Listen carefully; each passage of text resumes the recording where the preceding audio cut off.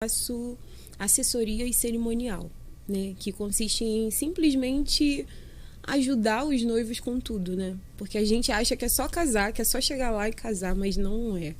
Existe um mundo de coisas para se resolver. E como vocês ainda não são casados, né? Não. Então, pensa, como vocês ainda não casaram, vocês não imaginam a quantidade de coisas que tem para resolver. Mas Elis lidar com o casamento há muito tempo. Então eu sei, e sei os macetes também. Então, por conta disso, hoje eu faço assessoria, que seria o pré, o antes, né, do casamento, e o casamento, e o pós eu ainda tento auxiliar um pouquinho. Existe pós? Existe. Quer ver o pós? O pós, vamos dizer, você terminou de casar e você não sabe que se você leva o seu vestido de noiva ou o seu terno pra lua de mel, porque tem noivo que tem esse sonho, né?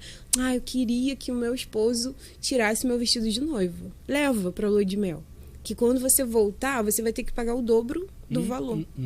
Porque no contrato, algumas empresas hoje colocam, e não estão erradas, porque, vamos dizer, em Alcântara, hoje a maioria das lojas de vestido de noiva retiram para lavagem na quarta-feira, na terça-feira. Por conta disso, a entrega precisa acontecer na segunda. E aí, imagina se uma outra noiva já tinha alugado aquele vestido. Esse é uma... Como é que fala? Uma ajuda que eu dou no pós, não pegando o vestido, mas fazendo com que eles entendam, né, em relação à lua de mel. Você vai fazer, então vamos começar a programar a sua mala. E são pequenos detalhes, mas que se deixar... E eu já vi noivos que pararam e falaram assim, agora tem que passar em casa, depois do casamento, passar em casa para pegar as coisas da mala. Não, você pode levar antes. Né? Arruma tudo antes. Olha, você vai para onde? Vai para um lugar de praia?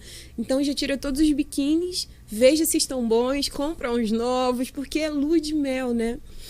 Você vai para um lugar mais frio, que tal a gente comprar um casaquinho que esteja na moda? Né? São assim, dicas, mas que fazem toda a diferença, porque ninguém vai chegar para vocês para dizer, entendeu? E aí a assessoria faz isso. E casamento é do casal, é um sonho do casal. Não, envolve família.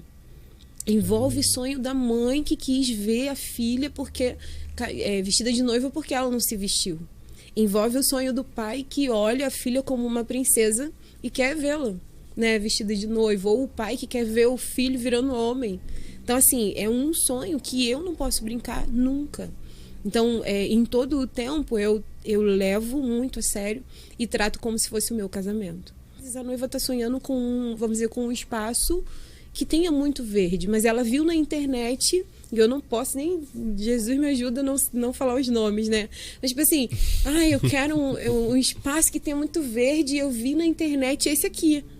Mas a maioria não sabe que, tipo, foto de salão, foto de vestido é igual foto de modelo. Você olha as fotos da modelo e fala assim, mano, que mulherão, caraca. Quando você chega perto, você fala, gente, quem é essa pessoa? Né? Porque o fotógrafo soube tirar uma foto perfeita. E que não mostrou o tamanho dela, não mostrou talvez... E o Photoshop também ajuda com tudo isso. E hoje, para os espaços, você acaba vendo dessa maneira. Você olha e fala assim, quando a noiva fala, não, eu fechei nesse lugar porque eu queria muito verde.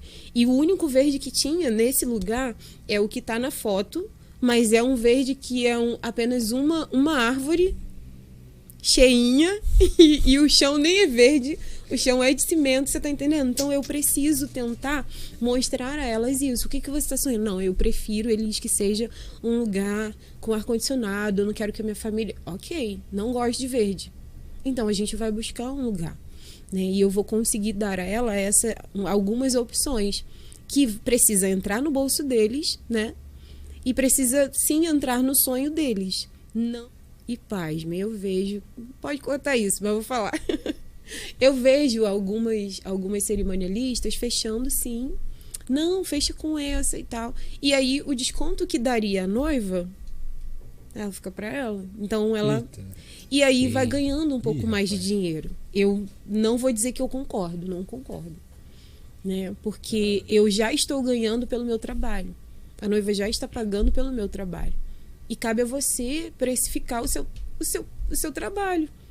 E se você faz isso, não há uma necessidade de você receber por outros fornecedores. O que seria para a noiva, né? Hoje 3 são muito utilizadas, né? 3 são as mais utilizadas. Uma que não é tanto, mas você ainda vê, que é a noiva representando a Igreja de Cristo, que é quando ela entra primeiro, né? E assim, existe um simbolismo muito grande. Existe uma presença muito grande quando é feito dessa maneira, né? É lógico. E aí, a segunda forma de cortejo, tô dando meu ouro aqui pra vocês. Mas sim, né? Seria dos portais sendo abertos, né? Os portais do Salão Nobre são abertos, entra ali os convidados, que seria a sociedade mesmo, que foi convidada para esse casamento. Logo depois, anuncia-se que vai descer a família, e aí desce das escadas. Eu fico sonhando com isso, porque para mim eu tinha que viver nessa época, né? E aí desce as escadas as famílias do noivo e da noiva com o noivo. Depois, mas a família só assim da casa, né? Porque os parentes todos não, mãe e pai, né? Representando as duas famílias, mãe e pai. E aí eles descem essas escadas e depois tem, né, a clarinata, que seria aquele tocar de trombetas anunciando a noiva. E aí ela desce as escadas maravilhosa, né? Então, assim, esse formato de cortejo seria de que maneira? A sociedade é representada pelos padrinhos. Então, os padrinhos entram primeiro. Depois dos padrinhos, a família. E aí essa família é trocada, né? Vamos dizer, se o noivo entra com a mãe, o pai entra com a mãe da noiva. O pai do noivo entra com a mãe da noiva. E lá na frente, isso vocês vão casar, eu vou estar lá e vocês vão entender, tá? E aí o pai da noiva com a mãe da noiva entram e sentam separadinhos, né? Nas cadeiras certas. E fora que tem um lado, tá? Entregando o ouro todo aqui, um monte de cerimonialista se formando com um podcast. E aí entra essa família, depois entra o noivo. Aí vem as crianças anunciando de alguma maneira, ou com pétalas. Inclusive, as pétalas só podem ser pisadas pela noiva. Cerimonialista que está me ouvindo, por favor, tá? Nunca bota uma plaquinha depois, não. Porque as pétalas, elas só podem ser pisadas pela noiva. Olha que louco, que lindo, né? Que mágico. Depois dessas crianças entra a noiva.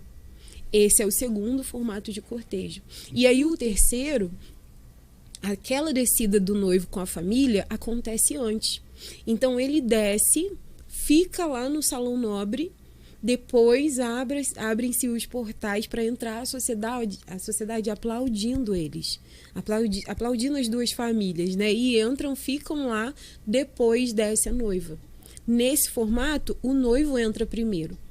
E aí, atrás do noivo, a família, atrás da família, os padrinhos. E atrás as crianças, né, anunciando, mais a noiva. Vamos botar uma plaquinha primeiro. Vocês já viram, né? Jesus, nosso convidado de honra. Já vi, vários. Né? Você não viu, não. Não, então, se você tá botando essa placa como Jesus, nosso convidado de honra, ele não pode entrar como terceiro no cortejo, ele tem que ser o primeiro, né? E aí a gente ainda vê. Quando eu vejo nos casamentos, eu fico assim, gente, mas por quê?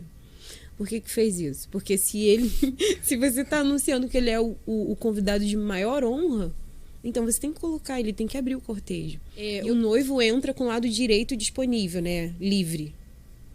Existe um protocolo nisso? Imagina, antigamente, para você sacar uma arma, qual é a mão, né? Até hoje. Graças a Deus a gente não anda armado, mas alguns andam. Inclusive eu tenho uma história sobre isso. Mas o lado direito tinha que estar. E ele, como cavaleiro, ele estava sempre está protegendo a dama que está do lado.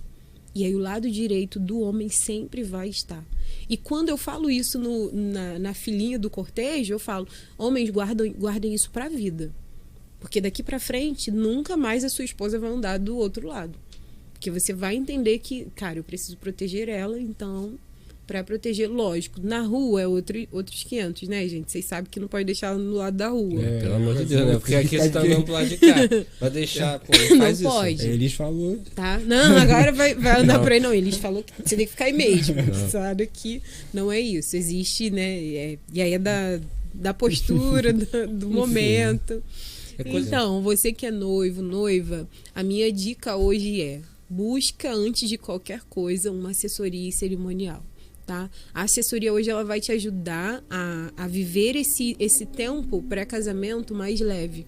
Você não vai precisar ficar nessa correria, achando, eu tenho que fechar isso. Eu tenho que fechar. Não, calma, vai dar tudo certo, mas se você contratar. Então, contrata uma assessoria e a partir dela, né, desse profissional, eles vão poder te ajudar. Lógico, eu tô aqui também me oferecendo, tá? A melhor cerimônia de São Gonçalo, que minha irmã falou, do Rio.